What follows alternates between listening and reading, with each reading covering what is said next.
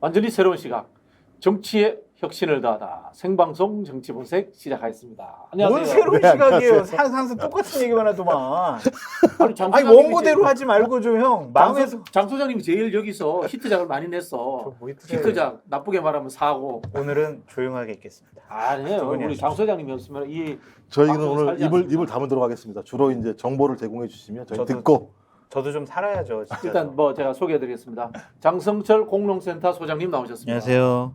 자, 우리 동국대 김종국 교수님 네, 나오셨습니다. 안녕하세요. 김종욱입니다. 두 분 뭐 일주일 동안 재미나게 보신 뉴스가 뭐 있습니까? 그거 다 여건에 안 좋은 거라서 재미나게 봤다고 하면 저희 정체성에 대한 의심을 할 테니까 참 걱정스럽고 우려스러운 마음으로 봤습니다. 아, 네. 사실 근데 재밌는 거는 음. 권성동, 장재원 만남 네. 둘 사이의 다툼 이게 제일 재밌죠. 지금. 원래 제일 재밌는 게 강 건너 불구경, 남의 집 싸움 난 거 이런 거거든요. 아니 지금 나라가 잘 돼야죠. 윤석열 대통령이 성공해야 대한민국이 잘 되는 거지. 그렇게 지금 야당의 편파적인 시각으로 지금 정권을 바라보면 안 됩니다. 동의합니다. 근데 왜 네. 저기 국정을 잘 운영할 생각을 안 하고 싸우고만 있습니까? 글쎄 말이에요. 잘하실 텐데. 대통령 비슷하신 것 같아요. 남 탓. 남 탓. 나는 잘하는데. 자, 그럼 여기에서 저희가 다른 오늘 질문으로 주제에 넘어가죠. 대해 가지고 우리 김나연 아나운서가 잠시 소개해드리겠습니다. 김나연 아나운서님. 생방송 정치본색. 오늘의 주제는 탈출구 없는 윤석열 대통령입니다. 국정 지지도는 곧 국정을 운영할 동력이라고 해도 무방할 텐데요. 윤석열 대통령은 지지율보다 국민만 바라보고 정치를 하겠다고 공언했으나 여론의 반응이 좋지 않습니다.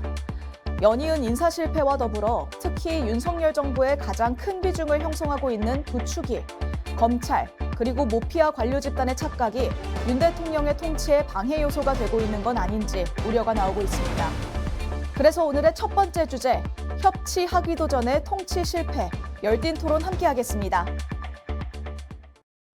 네, 김나연 아나운서님 고맙습니다. 지난주에 윤석열 대통령께서 도어 스태핑을 하루 중단하셨다가 네. 다시 재개했는데요. 네. 뭐 특별한 이유가 있을까요? 그 참모들의 생각과 대통령의 생각은 좀 달랐던 것 같아요. 아. 아니 내가 청와대라는 구중궁궐에 나와서 용산 대통령실 간 이유가 국민과 소통하는 대통령이 되겠다고 하는데 여러 가지 뭐 좀 말실수 비판받을 점은 있지만 도어 스태핑을 못하게 하는 게 맞나? 라고 본인은 좀 밤새 생각하신 것이 아닌가라는 좀 생각이 들어서 본인 스타일이 나오신 것 같아요. 내가 뭐 그냥 내 하고 싶은 말 하고 뭐 국민들께 내 생각 말씀드리면 되겠지. 국민들이 나의 진정성을 알아주겠지. 뭐 형식, 말투, 억양, 몸짓, 뭐가 문제야? 그렇게 좀 생각하신 것 같습니다. 내용은 참- 별로 없으시더라고요. 참모들이 일하기 힘들 것 같아요. 참모들이 아니 왜냐면은 다 이렇게 대통령과 상의해가지고 대통령 비서실장이 대통령한테 보고했을 거 아니에요. 당분간 도스팅 하지 마시죠. 그래? 그럼 그래 알았어 그냥 그렇게 해라고 했으니까 분명히 비서실에서 얘기했을 텐데 다음 날 보란 듯이 합시다. 이게 뭐예요? 그럼 참모들은 완전히 바보가 된 거죠. 그럼 이거 큰일인데요. 참모들 말씀도 잘 안 듣고 여론조사도 별로 신경 안 쓰신다 그러고 그러니까 이제 그러면은- 동네 아저씨들도 아니고 뭐 하고 싶은 말만 어떻게 하시고 지내시려고 하는지 잘 모르겠어요. 그러니까 제가 저번에도 한번 지난주 월요일 날 아마 여기에서 말씀드렸던 것 같은데 도어 스태핑 하면서 언론과 국민과 소통하려고 하는 게 아니라 싸우려고 그래요. 가르치려고 그러고 이렇게 생각 그렇지 않아. 내 생각은 다른 거니까 잘 될 거야 이렇게 말씀하시는 측면들이 있어요. 반박을 못 하겠네요. 아니 뭐 그렇게 얘기하잖아요. 그래서 그다음에 또 훌륭한 사람. 아니 국민들이 훌륭하지 않다는데 왜 대통령은 훌륭하다고 말씀하시는지 모르겠고 뭐 민변 도배질? 그러니까 민변은 도배질했으니까 그러니까 예를 들면 제가 볼 때 계속 남 탓. 거기다가 제일 재밌는 게 앞뒤가 안 맞아요. 우리는 이걸 이제 뜨거운 얼음, 뭐 네모난 삼각형 이렇게 네. 얘기하거든요. 국민만 본다면서 여론조사는 무시한다. 이게 말이 돼요? 여론조사는 누굴 무시한다고 대상으로 안 했죠. 정확한 워딩은 연연하지 않겠다. 아 그러니까 어떻게 연연을 안 해요? 국민을 보는데. 아니 국민을 보는데 연연을 안 하면 뭘 하겠다는 거예요? 그럼 뭘 보겠다는 거예요? 나라를 위한 인기 없는 정책에 대해서 국민들이 뭐 부정적으로 평가하시는 거에 대해서 연연하지 않고 개혁과 혁신을 위한 새롭게 나라를 만들겠다라는 것에 대해서 밀고 나가겠다. 아니 뾰족한 수가 없다면서요 경제 문제를 라고 하면서. 생각하시는 것 같다고요. 아, 그렇다고요? 제 생각이 아니라 아니 그렇게 대통령께서 생각하시는 뾰족한 수가 없다고 말씀하시니까 수가 있으시면 제가 오케이. 자, 그럼 제가 두 분께 질문 드릴게요. 도어 스태핑 계속 해야 됩니까? 중단해야 됩니까? 해야죠. 왜냐하면 이것은 윤석열 대통령이 소통하는 대통령의 상징적인 이미지를 갖고 있는 거고 많은 전문가분들은 도어 스태핑 그대로 계속 했으면 좋겠다. 다만 말씀을 대통령답게 좀 신중하고 냉정한 모습 보여야 된다. 감정을 드러내서는 안 된다. 그런 형식적인 문제였지 이렇게 도어 스티핑을 한다라는 것 자체는 상당히 호평을 받고 있다라는 생각이 듭니다. 그러면 이제 참모들이 적어준 내용 중심으로 하고 네. 국정 과제라든가 정책 방향 이런 것들을 설명해야 된다. 그것도 하시고 또한 저는 이랬으면 좋겠어요. 지금 경제가 어렵고 국민의 삶이 좀 어려운 부분이 있잖아요. 그런 부분을 좀 유머 있게 위트 있게 말씀하심으로써 국민들에게 희망을 주는 그런 모습도 좀 보여줬으면 좋겠어요. 아. 너무 냉정하고 심각한 거 모습만 보이려면 도어스티핑 할 필요 없죠. 형식적인 기자회견 통해서 딱 읽고 끝내면 되는 건데 도어스티핑 하는 이유가 뭡니까? 좀 편하고 자유롭게 얘기하시겠다는 거잖아요. 그 예를 들면 이제 루즈벨트 아이, 대통령의 그럼요. 노변 정담 같은 그렇죠. 예, 그런 이야기를 하시는 건데 그럼 저기 좀 서서 하시지 말고 앉아서 편안하게 좀 하셔도 되겠네요. 그럼 또 쩍벌한다고 또 이제 야당 패널들이 또 비판할 거 아니겠습니까? 근데 그냥 서서 하세요. 서서 하시는 것도 조금 불편한 게 바지가 너무 펄렁거려가지고. 아 근데 저는 이랬으면 좋겠어요. 그러니까 걸음걸이 좀 고치셨으면 좋겠어요. 아, 그러니까 이러고 걸으시거든요. 네. 그 이미지가 정말 안 좋을 것 같아. 그게 말투랑 결합이 돼서 교만하고 오만한 윤석열 대통령의 모습을 상징적으로 국민들이 인식을 하는 것 같아요. 그러니까 그거 좀 고치셨으면 좋겠어요. 글쎄요, 저는 그렇게 교만하다 오만하다는 못 느끼고 그냥 동네 아저씨 같다라는 이런 것만 느꼈는데. 자, 우리 김종국 교수님은 어떻게 생각하세요? 도어 스태핑 계속 해야 될까요? 아니면 저는 어떤 방식으로 좀 바뀌는 게 좋을까요? 뭐 대통령께서 말씀하신 게 대통령이 처음이라 네. 처음이니까 실수가 많으실 거잖아요. 저는 처음 하더라도 잘할 자신 있어요. 좀 시켜주세요. 제가요? 아, 하세요. 국민한테 말씀하셔야 될 것 같고요. 제가 볼 때는 매일 하시지 않았으면 좋겠다 생각이 들어요. 아. 왜냐하면 오늘도 마찬가지인데 그 최근에 예를 들면 저기 뭐죠? 뭐 북한 어민 북송 문제 관련해서 강제 북송이라고 해주십시오. 네이밍을. 저는 이제 북한 어민 북송이라고 얘기하겠습니다. 이게 어민 북송과 관련해서 뭐 헌법과 법률에 따라 얘기할 수밖에 없는 거 아니냐 이렇게 얘기했다가 인사 문제 얘기하니까 다음. 아무 얘기 안 하고 그냥 가세요. 그러니까 이게 선택적으로 취사를 하게 되면 국민과 소통하시는 거 아니에요. 그러니까 본인이 편한 거는 대답하시고 본인이 불리한 거 대답 안 하시고 이런 문제가 있으니까 제 생각에는 일주일에 한 번 정도 조금 짧게 말고요. 제가 볼 때 오늘 1분도 안 됐던 것 같은데 제가 볼 때는 한 5분, 10분 정도 좀 얘기하고 그렇게 해서 좀 국민들이 듣고 싶은 게 분명히 있을 거잖아요. 적어도. 그러면 적어도 국민들이 원하는 게 있으면 2, 3분 정도는 말씀을 하셔야죠. 어떻게 한 문장으로 이 엄중한 시국을 돌파할 수 있겠습니까?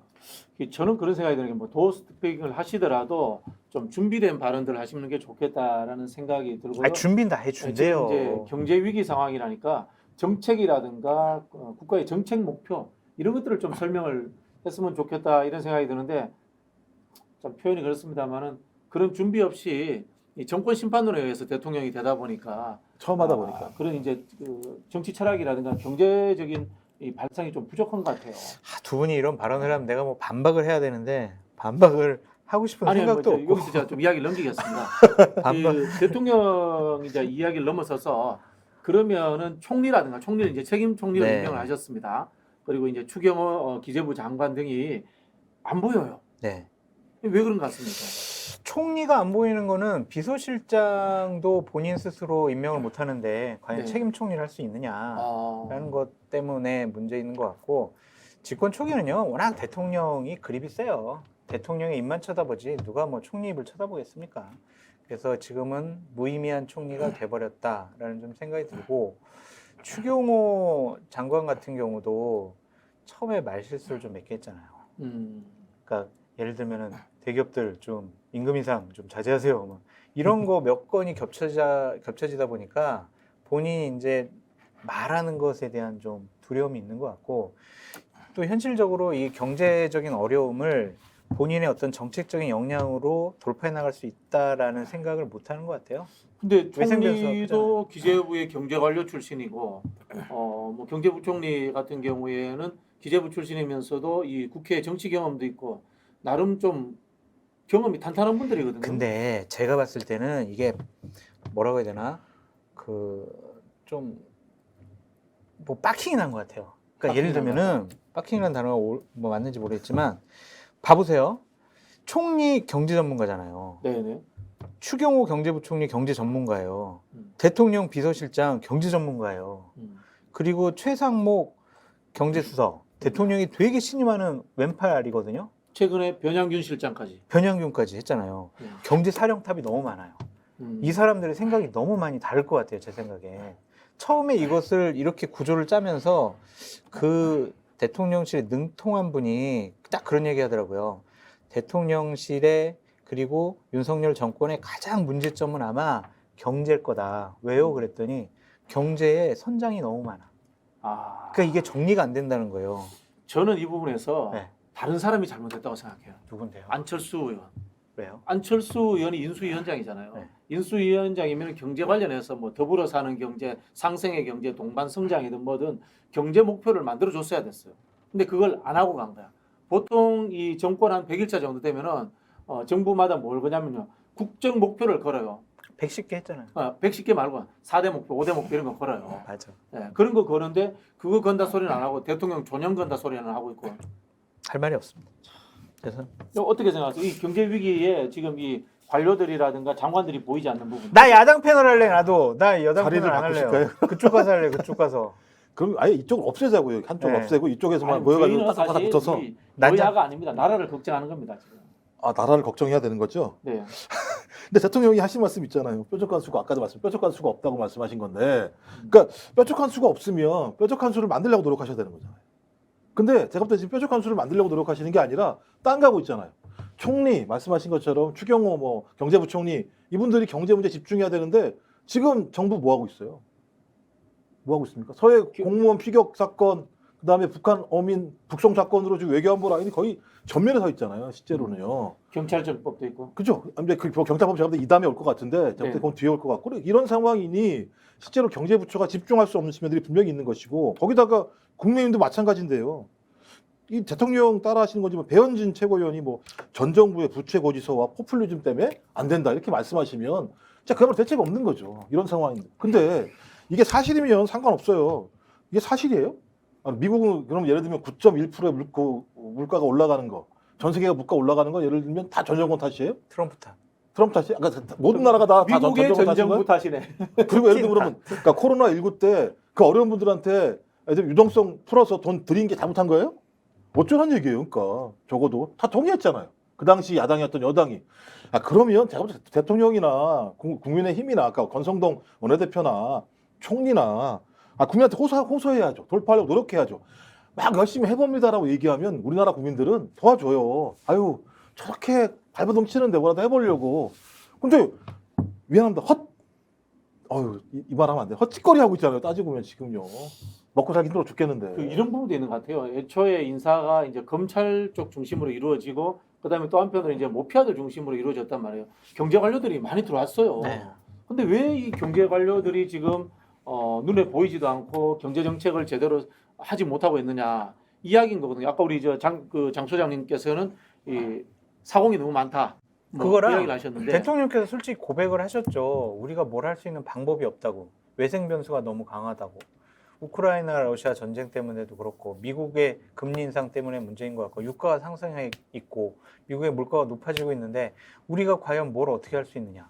할 수 있는 거는 얼마 전에 뭐 한국은행에서 빅스텝을 한 거죠. 0.5% 금리 인상한 것밖에 없는데 다른 대안이나 대책이 없어 보여요. 그게 이제 정부의 무능력으로 국민들한테 인식이 되는 것 같다라고 말씀드립니다. 그러니까 문제가 그런 거예요. 그러니까 사공이 많게 하면 안 되는 거죠. 그러니까 항상 이 문제가 있는 거예요. 내부에 그 문제가 진단을 제대로 못 하는 거예요. 왜 사공을 많이 둬요? 안 되니까 또 노무현 정부 때 변양균 정책실장 갖다 쓰는 거잖아요. 그러니까 제가 볼 땐 일을 시켰으면 맡겨야죠. 맡기고 집중해주고 힘을 주고. 근데 계속 사람들을 돌렸으면 힘이 안 생기죠. 근데 이게 제가 봤을 때는 대통령의 리더십이 가장 큰 문제인 것 같아요. 결론적으로 보면 그냥 검찰총장의 연장선상으로 대통령직을 수행하고 있다라고 인식할 수밖에 없어요. 제가 장재원까지는 동의하겠습니다만 이건 좀 심하신 왜요? 말씀이신 것 같은데. 왜요? 직격 그래요? 대통령은 직격하시죠. 저 이거 삐 처리해주세요. 지금 혹시 어디 정당의 당원은 아니시죠? 저 당원 아닙니다. 저는 별 문제 당 적이 없습니다. 알겠습니다. 저는 그럼 징계받을 이유가 없습니다. 그럼 뭐 저기 민주당 영입 대상에 올랐다는 아, 헛소문이 있습니다. 저는 절대로 안 갑니다. 예, 알겠습니다. 좋은 자리를 주면 안 갑니다. 뭐 그런 것 같아요. 우리 방역 문제도 우리는 정치 방역하지 않고 과학 방역한다라고 이렇게 말씀을 하셨는데 방법이 전 정부 때 정책과 별반 다른 게 없어요. 다른 게 없는데 그런 말씀하시는 것보다는 여야를 넘나들어서 지금 경제 위기를 돌파할 그런 하나의 좋은 정책들을 최대한 듣는 것 그리고 국회를 빨리 열어가지고 국회 차원의 해결 방안들을 모색하는 것 이런 것들을 찾아야 되지 않겠나 나는 그런 생각이 드네요. 사실은 많은 평론가분들은 정말 잘하신 거다라고 많이 평가를 하던데 나는 의외였던 게 뭐냐면 이거 안 좋다라고 생각한 게 뭐냐면 대통령께서 한 2주 전에 비상 민생 경제 대책회의를 내가 주관하겠다고 하셨잖아요. 좀 안 하고 있죠. 그래서 대통령께서 경제를 잘 모르시는데 그걸 주관하면 어떡하나 나는 그 걱정했었거든요. 그래서 경제 잘할 수 있는 사람한테 맡겨두고 누군가에게 딱 책임 소재를 명확히 주는 게 중요하지 이런 식의 사공과 선장이 너무 많으면요 정말 산으로 가요. 걱정이 돼요. 그러니까 저도 이해가 안 되는 게 대통령이 말씀하신 게 있어요. 전두환 정부 얘기하면서 뭔 얘기했습니까? 맡기니까 잘하더라. 네. 얘기했었잖아요. 경제 잘 돌아갔잖아 이렇게 얘기했잖아요. 근데 왜 본인은 막상 안 하시는 거예요 이렇게? 저도 제가 이제 정부에 근무를 해보셨지만은 저는 이제 나름 이제 산업 관련 부처에 네. 근무를 해봤잖아요. 대한민국 관료들이 지금 우리가 한 단계 업그레이드 되고 하는 데는 굉장히 걸림돌이 됩니다. 관료주의가. 그러나 국가가 망하지 않게 하는 데는 특별한 재주가 있어요. 시스템과 매뉴얼이 워낙 잘 짜여져 있기 때문에 차라리 대통령께서 경제 관료들에게 정권을 주는 것도 좋은 방법이 아닐까. 님자가 경제 대통령이야. 그렇지. 네? 그건 섞었어. 전두환이 아니라 박정희입니다. 박정희. 섞었어. 그럼 임시를 갖다가 하십시오. 하시죠. 아니요 임자라고 그러길래 임시를 임시 누가 있어요? 누구든 한테 임시를 갖다가 아까 잘하지 않을까 경제를. 임시가 누구지? 없어요. 님자가 님자가 두음 법칙이었습니다. 자, 이 주제는 저희가 여기까지 다루고요. 이런 상황에서도 참 이 여당도 참 골치 아픕니다. 자, 지금 여당 상황에 대해서 우리 김나연 아나운서의 멘트 듣고 다시 넘어오겠습니다. 야당도 상황 우리가 체크해야 되는데.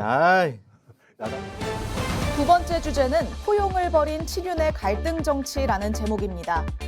이른바 윤핵관, 친윤 세력의 정치력이 부재하다는 지적인데요.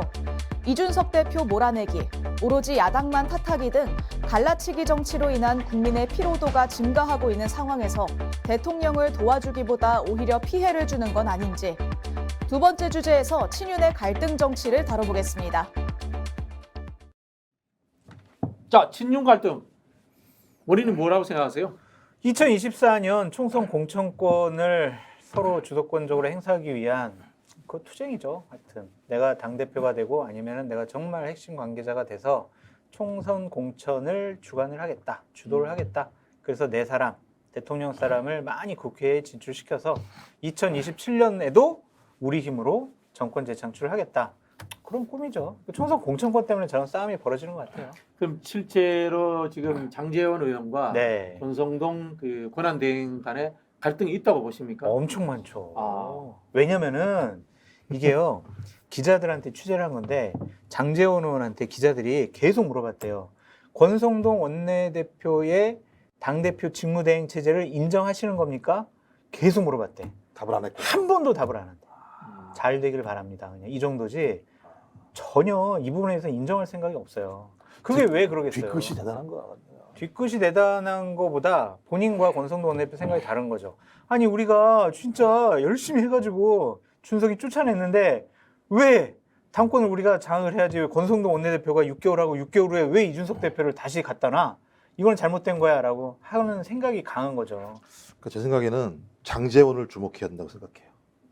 삐딱선을 타기 시작했어요. 삐딱선 장제원 선생. 왜냐하면 삐딱 장제원? 삐딱 장제원. 이진복 정무수석이 갔잖아요. 네. 가서 싸우지 마. 네. 제가부터 이제 본인이 얘기할 수 없죠. 네. 본인이. 근데 대통령의 어떤 마음, 윤심을 전달하는 거 아니겠어요? 싸우지 마. 그래서 둘이 뭐했습니까? 그다음에 우리 브라더야 밥 먹은 거 아니겠어요? 네. 밥 먹고 나와서 막 모든 언론들이 이제 봉합됐어라고 얘기했었는데 또 바로 며칠 만에 형 말 똑바로 해. 말 잘해. 왜 이렇게 말을 해? 그랬더니 형이 그런가?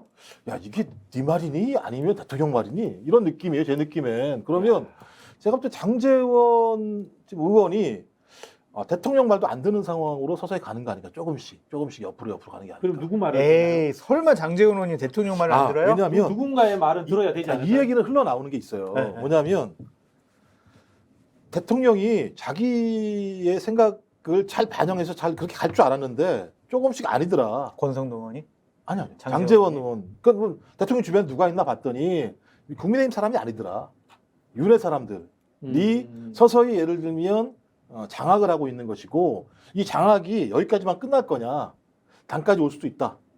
그러면은 네. 기존 정치권에 있지 않던 윤 대통령과 친한 사람들이 네. 장제원 의원과 같은 그룹핑이 돼서 당에 압력을 행사하고 있다. 아니 그러니까 장제원 의원도 여기에 예를 들면 조금씩 비껴나가고 있는 거죠. 본인이 느끼는 거죠. 그러면 국민의힘 내에 네. 진짜 윤핵관이 없을 수도 있다 이야기인가요? 그러면? 아니요. 이제 나중에는 아마 윤핵관은 존재하겠죠. 친윤들이 존재하니까. 네. 근데 나중에 제가 볼 때는 여기에 들어간 사람들이 근데 이렇게 표현할 수는 있죠. 친윤인데 해바라기형 친윤.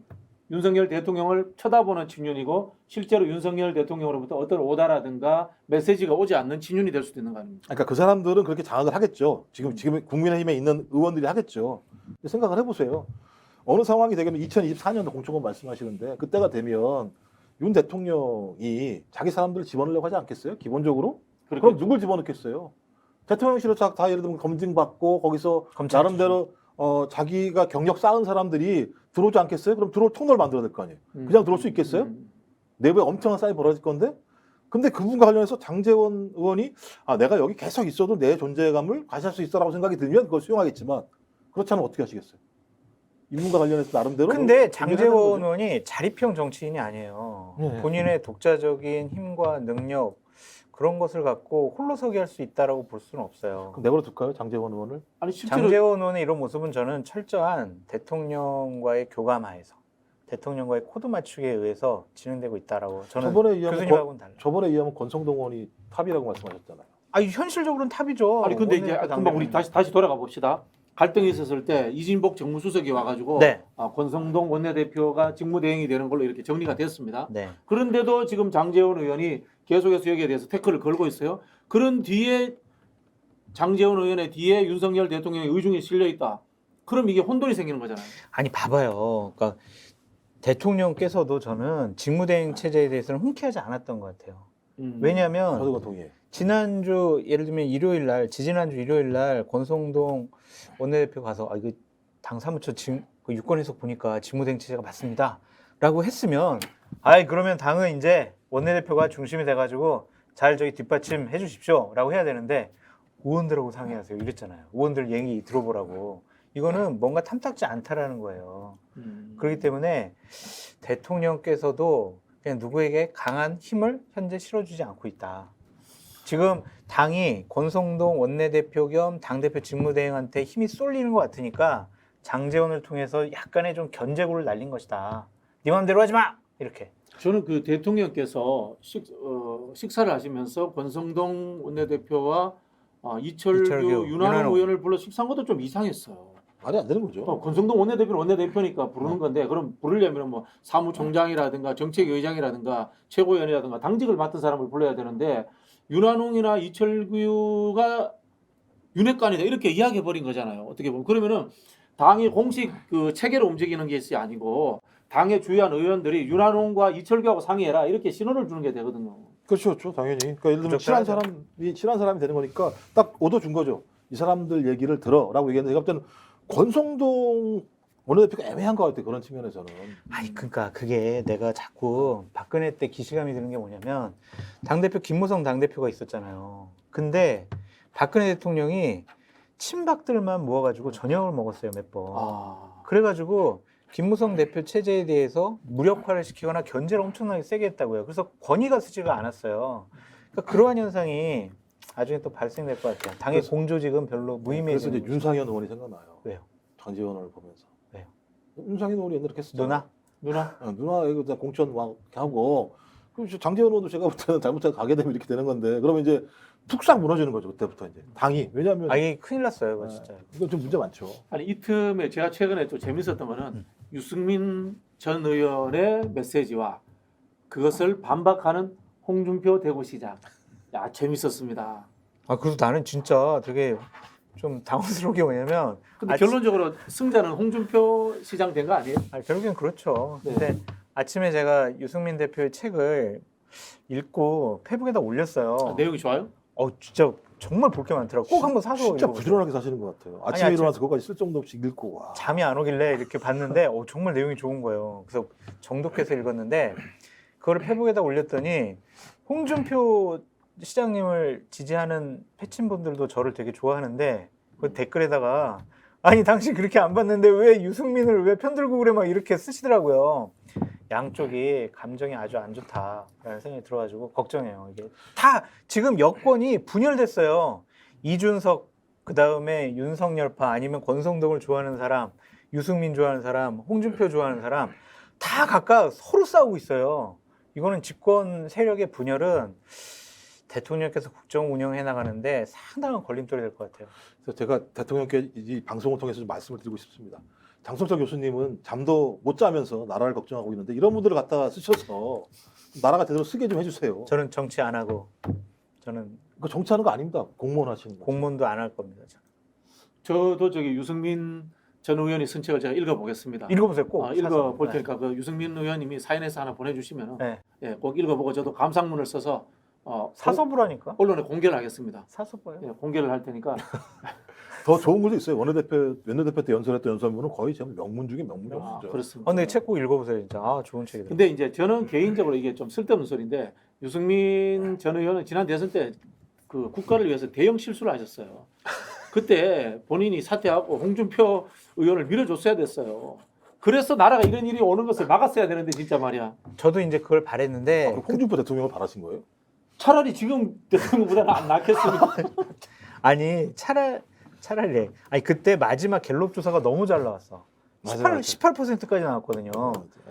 이때 만약에 이제 한 자리 숫자 이하로 들어갔으면은 두 분이 단일화를 통해서 윤석열 후보랑 싸웠으면은 저는 이길 수 있다고 봤거든요. 그럴 수 있어요. 근데 그때 갤럽이 그러니까 저는 이번 논쟁도 결국 승자는 홍준표 시장이라고 생각하는 게 유승민 의원은 자기 소신이잖아요. 개혁적 보수. 근데 소신보다는 지금 현재 당 상황이라든가 정부의 위기 상황을 헤쳐나가자라는 홍준표 시장의 이야기가 더 먹히는 거예요. 맞아요. 결국은 소신보다는 상황적인 정치 논리가 더 필요한 거야. 그러니까 홍준표 대표는 자 여권 분열하지 말고 좀 다독이고 대통령 좀 어려울 때 도와줘 이거고 유승민 대표는 지금 뭐야 이게 잘못된 길로 가고 있어 이렇게 가면 박근혜 정부처럼 돼. 그 이야기하는 거예요. 네, 맞아요. 결국은 사람은 자기를 비판하는 사람 별로 안 좋아해요. 근데 유승민 의원 정치 안 하신다고 그러지 않으셨어요? 지금도 하고 계시는 거죠. 저 정도면. 안 하신다고 말씀하신 거 제가 알고 있는데. 정치를 안 한다라고 하지는 않은 것 같아요. 저는 제가 이 시점에서 민주당의 개파 수장이나 지도부 정도 된다면은 선거구제 개편론을 던져가지고 중대 선거구제 개편론을 던져고 그다음에 비례제 확대를 통해 가지고 여당을 분열시키겠어요. 근데 민주당도 내부가 정리가 안 돼서. 민주당도 같이 분열하는 거지. 민주당도 좀 분열해도 돼요. 제가 봤을 때 왜냐하면은 민주당 지금 민주당은 분열해도 되는 게 대권 주자가 한 명밖에 없기 때문에 분열해 봐야지 다시 수렴됩니다. 아니 이 상황에서 어떻게 정당 지지율을 역전을 못 하냐고요, 크게. 아니 생각을 해봐요. 대선 주자 지지율은 이재명 후보가 굉장히 앞서가고 있어요. 아니 그 앞에 5년 뭐 남았으니까. 35%로 앞서가는 게 뭔 의미가 있어요. 그 생각을 해봐. 8월 28일 날 딱 보면은 이제 민주당 지도부 딱 대표 주자들 이재명 당대표, 정청래 최고위원. 라인업 좋다. 아니 근데 좋아 박수 쳐줘. 솔직히 정치 평론하는 입장에서 정당이 다 깨지고 다당대가 되고 막 혼돈의 카오스가 한번 생겨 그런 생각해보죠. 재밌을 것 같죠? 평론할 게 많아지죠. 그런 시절 한번 근데 왔으면 저는 좋겠어요. 싫어요. 공부할 게 많아져요, 그러면. 이것저것 확인해야 되니까. 그럴 때 스픽스 딱 들으시면은 모든 거 공부 안 하시고 여러분 우리 이렇게 광고합니다. 네. 광고 이렇게 합니다. 스픽스만 네. 들으시면 돼요. 제가 이제 그 과도한 추측일지 모르는데 대통령 지지율 이 정도면요 연말 되면은 개헌 이야기 나옵니다. 저는 나온다고 봅니다. 국회의장께서 개헌의 의지를 갖고 계시고 네. 대통령도 지지율이 더 떨어지면은 국정 운영을 할 수가 없어요. 최근에 그 여당의 내각제 관련 책이 쫙 깔렸어요. 여당에. 여당이 그래서 제가 사실은 저도 이제 김진표 국회의장이 내각제 신봉론자인 줄 알았어요. 근데 확인을 해보니까 아니더라고요. 정부 통령제 4년 중임제 개헌론. 4년 중임. 근데 그 다 하나의 함의가 있습니다. 네.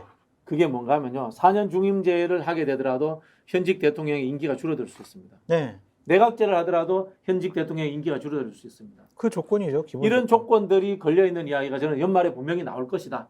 라고 제가 감히 예측해 그러니까 봅니다. 제가 볼 때 대부분 꼼수예요. 국민 여론이 받쳐주지 않으면 아무리 여야에서 난리치고 뭘 해도 개헌 못해요. 아직도 대통령대 찬성 여론이 높잖아요. 그럼요. 우리나라는 당연하죠. 또 그 힘이 있으면 우리가 만든 대통령 생각이 드는 87년도 이런 그렇죠. 것 때문에 니들이 뭔데 정치도 못하면서 맨날 바꾸자고 이런 얘기가 있어요. 근데 이게 금방 말씀해 꼼수고 전략일 수 있다는 게 정치권을 4분 5열 시켜서 정계 개편을 만드는 도구로서 활용될 수는 있죠. 그럴 수 있죠. 충분히 가능하죠. 옛날에 우리 DJP 약속도 내각제 약속이었지 않습니까? 안 됐지만. 뭐 그렇죠. 나중에 하겠다고 얘기했던 거니까. 자, 일단 이 주제는 저희가 그러면은 정리를 하겠습니다. 마지막으로 이 부분은 하나 제 두 분께 묻고 싶습니다. 자, 누가 더 문제냐? 대통령이 더 문제냐? 여당이 더 문제냐? 아니 대통령이 문제죠. 대통령이 문제다. 우리 김종국 교수님. 대통령이 문제죠. 아. 국정 운영의 최종적인 책임자는 두 달도 안 되는데 32%면 말이 안 되는 거죠. 30%. 자, 33% 남은 것도 있어요. 35%도 있긴 해요. 30%예요, 어차피. 두 분이 대통령이 문제다라고 말씀을 하셨으니까 마지막으로 우리 윤석열 대통령을 위한 극약 처방이 어떤 것들이 있을지 극약이요? 두 분께서 극약이요? 아 이거 정말 극약 마시고 이거 돌아가시라 이런 뜻도 아닙니다. 극약. 보약 처방. 이거 상당히 자, 보약 처방. 보약 처방. 보약 처방. 오케이. 자, 보약 처방에 대해서 이야기하도록 하겠습니다. 그 전에 우리 김나훈 아나운서님 잠시 또 말씀 듣겠습니다. 김나연 세 번째 주제는 윤 대통령을 위한 탈출 극약 처방이라는 내용입니다. 우리는 윤 대통령에게 어떤 제안을 할 수 있을까요? 스타일을 바꿔야 하고 배우자 논란의 감점 요인을 제거해야 하며 주변의 참모들은 또 어떤지 점검해봐야 합니다. 윤석열 정부가 일어나야 가라앉은 민심, 민생도 일어날 수 있을 텐데요. 정치 고단수들의 윤 대통령을 향한 제안, 세 번째 주제로 함께하겠습니다. 지지율 이야기가 나올 때마다요. 제일 많이 나오는 게 인사 문제, 그다음에 대통령의 스타일로서 아직도 검찰총장 같다라는 부분, 그리고 이제 배우자 논란 이런 부분들이 있습니다. 자, 특히 이제 인사 문제는 뭐 우리가 한번 접어두고요. 대통령의 아직도 검찰스러움, 그리고 이 배우자의 리스크 문제 이 부분에 대해서는 어떻게 정리해 나가야 될까요? 저는 기본적으로 좀 참모진 개편이 좀 필요할 것 같아요. 예. 그러니까 대통령 비서실장이 비서실장 역할을 제대로 못하고 있다라는 점, 그리고 정무수석이 정무적인 판단을 제대로 하고 있느냐라는 점. 이진복 정무수석 저 잘 알아요. 너무 좋은 분이에요. 정말 인품 훌륭하고 좋은 분이에요. 일은 잘하시나요? 근데 그분이 기획적이냐 전략적이냐 그 부분에서는 솔직히 맞아요라고 하기도 좀 어려워요. 대통령을 하셨어야 되는 건데 그런 분들이. 네, 정말 인품 되게 훌륭하시고. 장 소장님이 대통령 아니 이진복 같은 게 이진복 이분 같은 그리고 그 밑에 있는 홍지만 정무비서관 네. 저랑 친하거든요. 형 동생 하는 사이인데 그 형이 과연 전략적이냐 좀 회의적이에요. 그러니까 이 라인들을 저는 이게 추측이지만 장제원 의원이 자기랑 친하고 만만한 사람을 데려다 놓은 것이 아닌가라는 좀 생각이 들어요. 아니 생각을 해보세요. 초보 대통령 아니에요. 그럼 정말 노련하고 경륜 있고 정치를 잘 아는 비서실장이 중심을 잡고 여러 가지 건의를 하고 비서실을 딱 휘어잡아야 되는데 관료 출신이잖아요. 이분이 정치를 뭘 알아요. 그러니까 이런 문제가 생기는 거예요. 그래서 첫 번째, 참모가 바뀌어야 된다. 대대적인 개편이 필요하다라는 생각이고, 두 번째는 민생 경제에 좀 올인하는 모습을 형식적으로라도 좀 취해라. 형식적으로라도. 형식적으로 어떻게 취해요? 내용적으로 취해야지. 아니 예를 들면 강인선 대변인이 처음 대면 브리핑한 게 서해 아니 뭐 북송 뭐 북송 강제 뭐 북송 사건 이거 철저하게 우리가 조사하겠습니다. 이게 말이 되냐고요. 나라가 이렇게 어렵고 힘든데. 아니 홍보수석도 그 얘기한 거 처음으로 안 와서 그 얘기한 거 아니에요? 그러니까 이게 잘못됐다는 거예요. 민생 경제에 집중하는 모습 보여라. 그 세 번째, 대통령 스타일 좀 바꾸시라. 말투, 그냥 걸음걸이 이거는 바꾸셔야 된다라는 것. 그리고 네 번째는 김건희 여사는 당분간은 좀 나오지 않게 해야 된다. 그런 말씀드립니다. 그 최근에 이제 경제 이야기 나오면서 변양균 실장을 특보로 임명했나요? 고문으로 임명했죠. 그게 뭔 도움이 임명한 그 기사로서는 의미가 있겠네요, 그죠? 아니 언론 한 줄로서는. 아니 근데 이제 다른 기사들을 보니까 신정아 씨 같은 경우에 직접 조사하고 감옥 보내고 기소하고 이런 게 다 당시 윤석열 검사라고 또 기사까지 나오더라고요. 그럼 누가 대인배인가요? 대통령이 대인배이신가요? 아니면 우리 변양균 실장이 대인배이신가요? 두 대인이죠. 두 대인입니다. 쌍대인. 쌍대인. 그러니까 이게 과연 적절한 인사냐라는 문제와 변양균 씨가 고문으로 가서 과연 무슨 역할을 할 수가 있을까? 지금 사람이 없어서 경제 어려움이 가중되고 있는 것인가? 그러니까 이게 뭔가 일이 성우가 바뀌어 있는 것 같아요. 야, 그럼 뭐 획기적인 아까 지금 네 가지 그 보약 처방을 해드렸잖아요. 그 보약 네. 네 가지. 자 보약 네 가지 저는 어떻습니까? 첫 번째 솔직해지셔라. 솔직히 그 더 이상 있었어요. 어떻게 솔직해 누워스면서 맨날 솔직해가지고 아니, 화내시면서 아니 감정만 솔직하신 거지 내용은 전혀 솔직하지가 않잖아요. 제가 왜 그러냐면 우행정요원 9급 권성동 원내대표가 꽂았다고 얘기했잖아요. 1,000만 원 냈다는 얘기 나왔죠. 그다음에 육촌 행정관 윤 대통령하고 육촌 관계죠. 그다음에 또 황 행정관 윤 대통령 40년 지인 황 사장의 아들이죠. 그다음에 부속실 코바나 콘텐츠 직원 넣으려고 했었죠. 그다음에 인사비서관 그다음에 그 부인 검증하다 중단됐죠. 이 두 분 다 1,000만 원 냈죠. 그다음에 권정남 누나 행정요원 안정남, 아니 안정남인가요? 미안합니다. 안정권. 네. 여기 누나 행정요원인데 왜 어떻게 초용했냐 그랬더니 아직까지 답을 못 하고 있는 상황인 거죠. 이 정도 상황이 되게 되면 인사 실패예요. 그럼 그냥 솔직히 말씀하시면 돼요. 그러면 야 이제부터라도 인사 시스템들을 개편하겠다고 말씀하시면 되는 거고요. 경제가 안 좋으면 제가 말씀드렸습니다. 제가 볼 때 뼈척할 수는 없어요. 전 세계가 다 마찬가지니까 그럼 호소하셔야죠. 이 위기를 극복하자고 말씀하셔야 되는 게 맞죠. 그러니까 힘은 어디서 나오느냐? 국민적 신뢰에서 나오는 거잖아요. 적어도 대통령의 국정운영 지지율이 60%만 되면 호소하고 잘못한 거 인정하고 함께 갑시다라고 얘기하면 국민들 지지해줘요. 처음 초반이니까.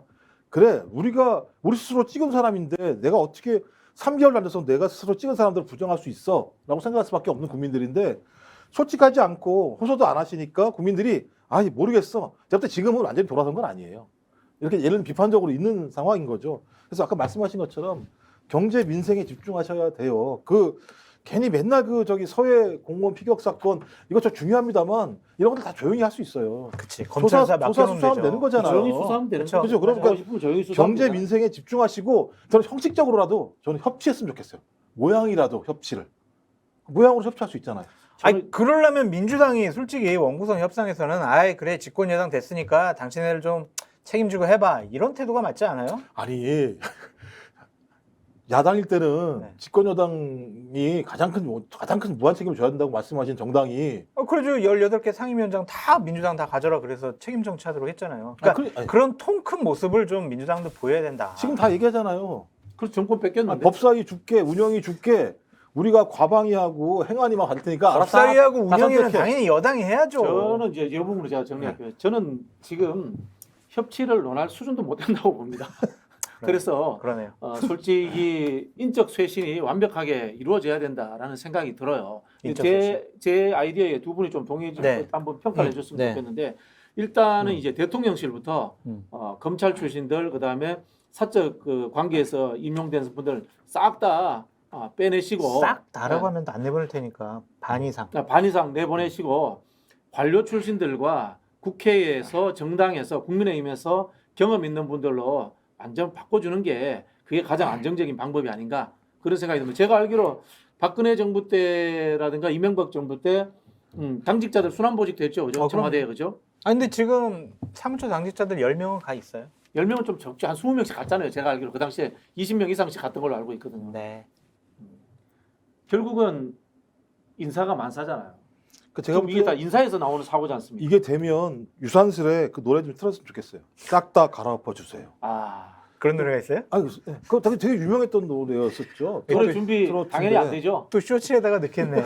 이게 생방송이기 때문에 근데 김 교수님 지금 2달 막 지났는데 싹 다 갈아엎으라고 하는 건 좀 너무 무리한 요구 아니십니까? 아니, 그러니까 싹다 일단 안 대통령실부터라도 싹 다 안 갈아엎어. 대통령실에 이런 검증을 내부 검증이지 뭐 청문회 하는 것도 아니니까 일단은 좀 갈아엎을 필요가 있는 것 같아요. 저는 뭐 대통령이 자기와 친분 관계가 있는 사람 쓰는 거 나쁘지 않다고 봅니다. 다만 그 친분 관계가 공적인 일을 하는 과정에서 만들어진 친분 관계야지 사적인 일을 하는 과정에서 만들어진 친분 관계는 아니라는 거죠. 옳으신 말씀이네요.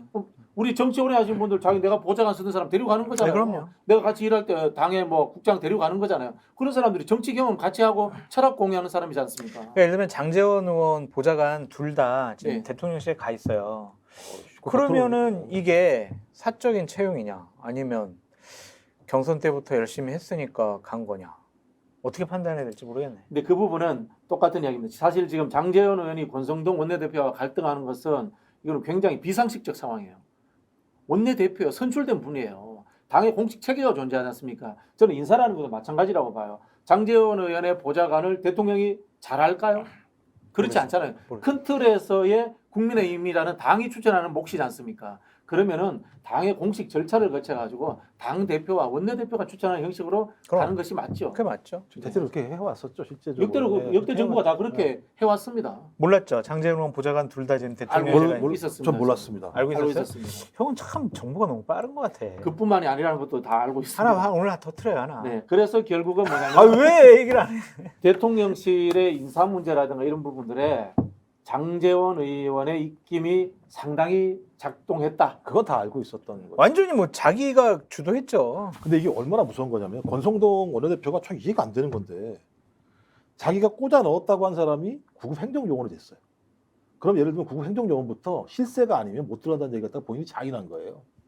또 그렇게 되네 또 말이. 그러니까 제가 볼 때 이해가 안 되는 그런 얘기 뭐 하는지 잘 모르겠어요. 이게 장제원 의원 그러니까 장제원 의원이 당내 투쟁을 잘하려면 바로 사과하고 그 사람 바로 빼버려야 돼요. 바로 빼버리면은 이게 장제원 의원한테 대한 공격이 되는 거거든.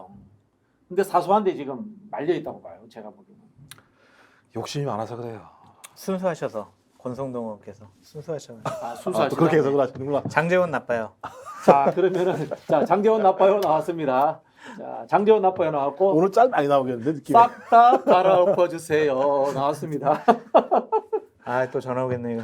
이거 바꿔야겠네요. 정치 짤로. 짤로. 정치 본색이 아니라 정치 짤. 근데 이런 걸로. 아까 우리 박진영 교수님 말씀하셨던 것처럼 당의 당 대표 직무대행이고 원내 대표고 어쨌든 당내 의원들이 권위를 좀 세워줘야 되는데 장제원 의원의 오늘 저러한 비판은 그렇죠. 상당히 좀 부적절했다라고 볼 수밖에 없습니다.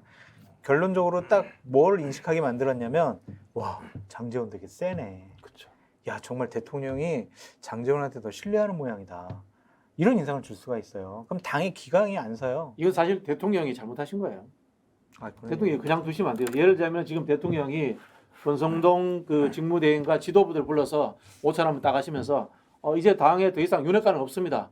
권성동 대표를 중심으로 해서 당의 얘기를 의견을 하셔야 모아주시면은 그렇게 제가 다 수용하겠습니다. 그리고 그 얘기 지금 전반적으로 경제 분야부터 해서 당정 협의회를 아주 정밀하게 진행해 주십시오. 맞아. 이렇게 가야 되는 그렇게 거예요. 해야 돼. 그러니까 정책의 기능이 지금 마비됐다니까. 그렇죠.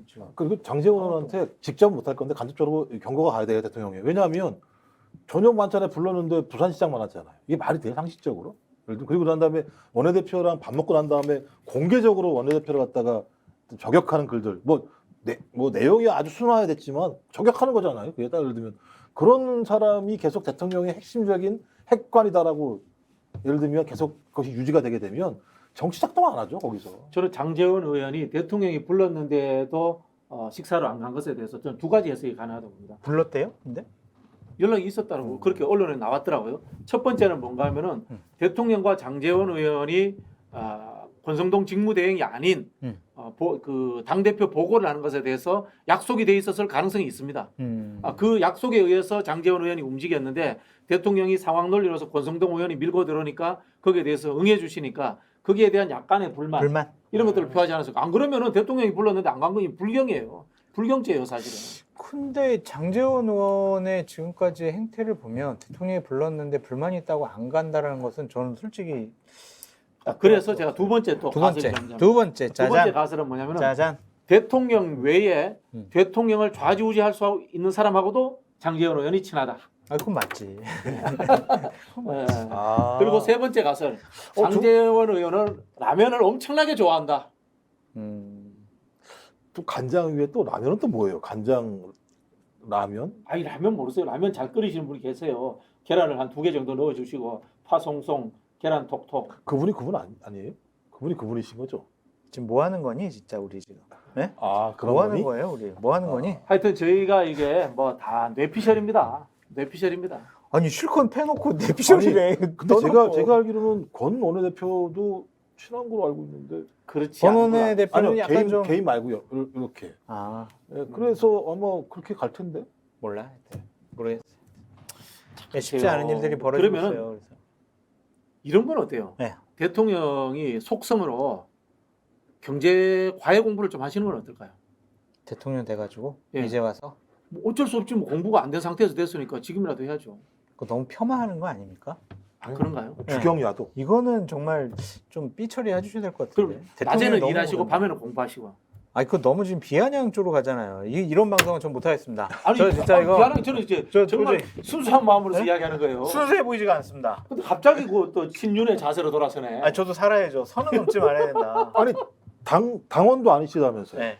그리고 정치할 생각도 없으시다면서요. 네. 불러도 안 들어가신다 그랬잖아요. 아니 근데 방송에서 잘리면 어떡해요? 아니 지금 아, 우리 여기 장성철 자릅니까? 소장님의- 스픽스 자릅니까? 장성철 소장님의 민주당 영입설이 네. 전혀 안 나오고 있습니다. 아직은 안 나오고 있어요? 더 세게 해요? 좀 나오게 할까요? 저는 민주당은 다시는 정권을 잡으면 안 되는 정당이라고 생각하고 있기 때문에 저에게 민주당 얘기는 하지 마십시오. 이해찬 그러면은 당대표 저기- 이후에 최악의 발언이네요. 정계 개편을 해서 개혁적 보수가 정권을 다시 잡는 건 어때요? 저는 정치 안 해요. 본인 보고 잡으라는 게 아니고 개혁적 보수, 형님들이 하시면 제가 많이 돕겠습니다. 개혁적 보수가 있긴 있습니까 지금? 유승민, 홍준표, 홍준표 대구시장이 개혁적 보수인가요? 윤석열 대통령에 비해서는 아, 개혁적인 보수. 아니, 그건 정말 옳은 말 많이 하시잖아요. 개혁적 보수라기보다 뭘 좀 아는 보수. 뭘 아는. 형님과 또 친하잖아요. 전 잘 몰라요. 잘 몰라요? 네, 한번 소개시켜 친하다고 주십시오. 친하다고 같이 밥 먹자 그랬죠 그때. 네, 같이 식사 한번 하시죠. 하시죠. 네. 네. 좀뭐 저기 민주당 대표하고 한번 식사 한번 하실래요? 아 싫어요. 아니 밥 정치를 해야지 우리가. 싫어. 아니, 밥 정도는 먹을 수 있는 거 아니에요? 아 싫어요. 술은 몰라도. 안 돼요. 민주당 분들하고는 가까이 하면 안 됩니다. 알겠습니다. 거리 두게 해야 됩니다. 자, 지금 우리 장성철 소장님은 외로운 고독을 아 택하셨습니다. 그럼요. 무한 고독을 택하셨습니다. 스픽스 나와서 할 말 하고. 그렇죠. 그래서 아마 여야를 구분하지 않고 강력하게 독서를 쏴주실 겁니다.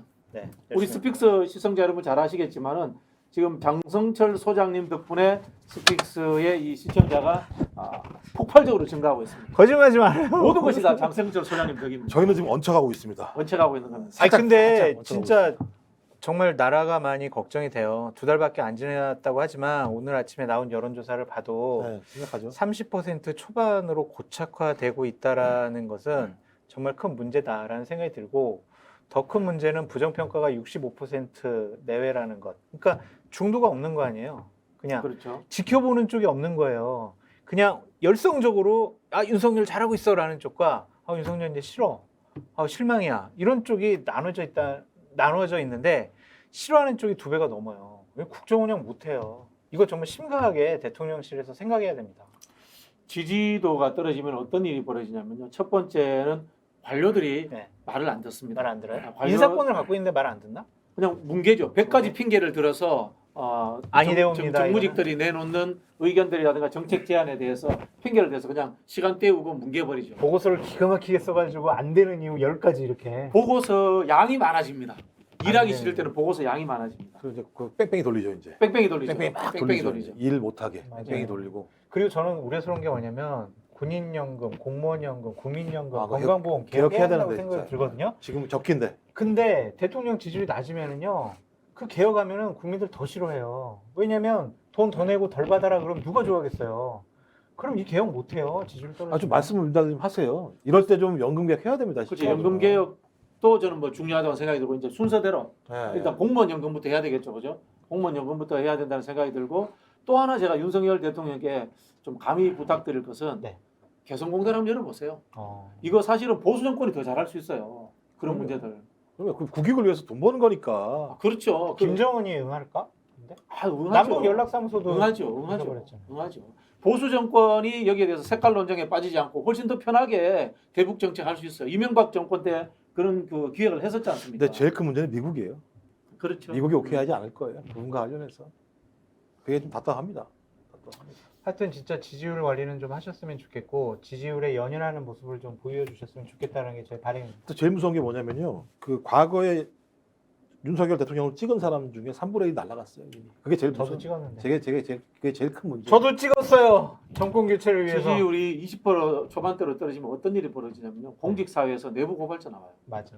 특히 이제 우리 그 공권력을 행사하는 공직 기관들에서는 어쩔 수 없이 절차적으로 문제가 생기고 이런 것들이 있을 수밖에 없어요. 선후의 문제가 우리 선조치 후보 이런 것도 있지 근데 않습니까? 뭐 2달 됐는데 뭐 고발할 게 있을까? 그런 거를 다 따지고 들자면은 네. 절차법에 위반 상황이 생길 수 있는 가능성이 얘기했잖아요. 있어요. 정의용 실장이 얘기했잖아요. 좋아. 옛날 거 까자고 지금 정부도 어떻게 지시하고 보고했는지 까. 이렇게 얘기하잖아요. 제가 볼 때 근데 그 과정에서 하나라도 압력받았다는 얘기 나오게 되면 후루룩 무너져 버리는 거니까 실제적으로. 자, 하여튼 뭐 두 분이 오늘 좋은 이야기 많이 하셨습니다. 윤석열 대통령이 스피커 꼭 좀 들어주시면 고맙겠습니다. 그리고 좋아요, 구독 꼭 눌러주십시오. 저 정치보복 당할 것 같은데 정치보복. 스픽스는 보지 말아주시기 바랍니다. 예, 저 보복 당하기 싫습니다. 자, 저희가 뭐 여야가 논쟁을 하지만은 결국은 다 국가가 잘 되고 국민의 삶을 돌보자는 취지다. 이런 말씀 드리면서 마치도록 하겠습니다. 정치보색 마치겠습니다. 감사합니다. 감사합니다. 감사합니다.